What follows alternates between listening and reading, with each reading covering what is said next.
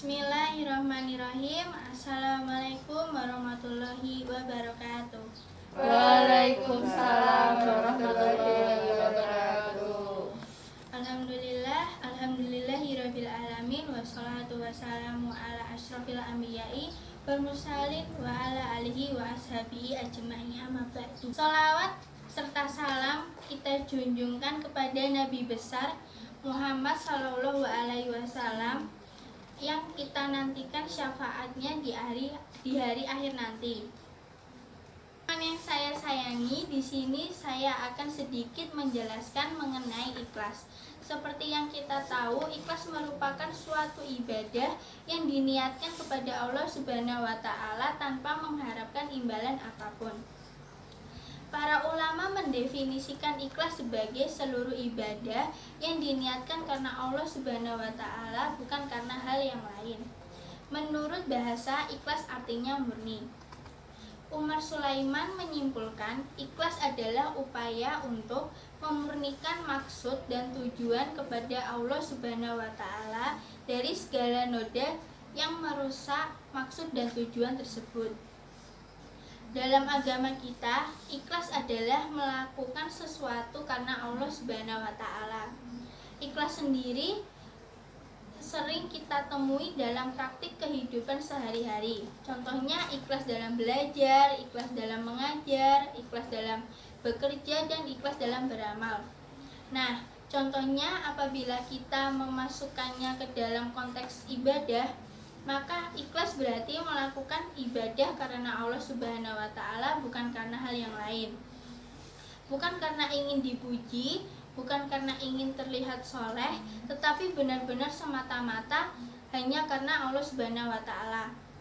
Allah berfirman dalam surat Al-Bayyinah ayat 5 yang artinya, tidaklah mereka diperintahkan kecuali untuk mengikhlaskan agama untuknya. Ayat di atas menerangkan pada kita tentang berlaku ikhlas dalam beragama. Agama apabila tidak dilandasi dengan ikhlas dan kejujuran akan runyam dan seolah tak berbekas. Orang sibuk memikirkan kepentingan diri sendiri tanpa sedikit pun menempatkan agama sebagai prioritas dalam kehidupannya. Ikhlas dalam beragama menjadi sangat penting untuk pupuk dalam diri, karena dengan ikhlas semua urusan akan menjadi terang dan akan semakin mudah untuk dijalankan. Ikhlas juga menjadi penting karena semua praktik amalan yang kita lakukan akan menjadi tidak sah di mata Allah Subhanahu wa taala apabila tidak ada perasaan ikhlas saat kita menjalankan suatu tujuan tersebut.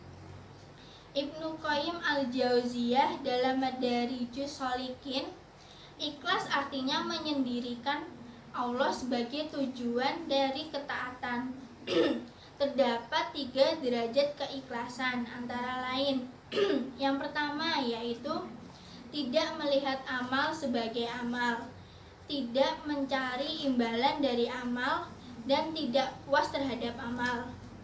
Yang kedua, malu terhadap amal sambil tetap berusaha untuk membenahinya. Yang ketiga, memurnikan amal, membiarkan amal berlalu berdasarkan ilmu dan tunduk kepada hukum kehendak Allah dan membebaskannya dari sentuhan rupa. Memurnikan amal ditafsirkan sebagai membiarkan amal itu berlalu berdasarkan ilmu dan ketundukan terhadap Allah Subhanahu wa taala. Sementara itu membebaskan diri dari sentuhan rupa artinya membebaskan amal dan ubudiyah dari selain Allah Subhanahu wa taala. Dalam beramal, ikhlas menjadi ukuran sebesar apa pahala yang akan kita dapat nanti. Semakin ikhlas seseorang dalam beramal, maka akan semakin besar balasan yang akan kita diterima nantinya. Semakin murni karena Allah Subhanahu wa taala kita dalam melakukan sesuatu, maka semakin bernilai pula amalan dalam diri kita di sisi Allah Subhanahu wa taala. Lalu bagaimana cara kita bisa mengetahui ciri-ciri ikhlas? Ada 8 ciri keikhlasan, yaitu pertama, keikhlasan ada bila Anda takut akan popularitas. Yang kedua, ikhlas saat mengakui bahwa diri Anda mempunyai kekurangan. Yang ketiga, keikhlasan hadir ketika Anda cenderung untuk menyembunyikan amal kebajikan. Yang keempat, ikhlas saat Anda tidak masalah ditempatkan sebagai prajurit atau pemimpin. Yang kelima, keikhlasan ada saat mengutamakan keridhaan Allah daripada keridhaan manusia. Yang keenam, ikhlas pada saat Anda cinta dan marah kepada Allah. Yang ketujuh, keikhlasan hadir saat Anda sabar terhadap panjangnya jalan. Dan yang terakhir, ikhlas saat merasa gembira jika teman memiliki kelebihan. Maka di dalam kita beramal hendaknya tidak pernah memperhatikan pandangan manusia terhadap amalnya. Sebaiknya ia harus mampu beramal secara konsisten, baik dikala ramai maupun sepi, beramal tanpa mengharapkan pujian apapun. Demikian yang dapat saya sampaikan. Mohon maaf jika ada salah kata, kurang dari saya, dan lebihnya adalah milik Allah. Wabillahi taufiq wal hidayah. Wassalamualaikum warahmatullahi wabarakatuh. Waalaikumsalam warahmatullahi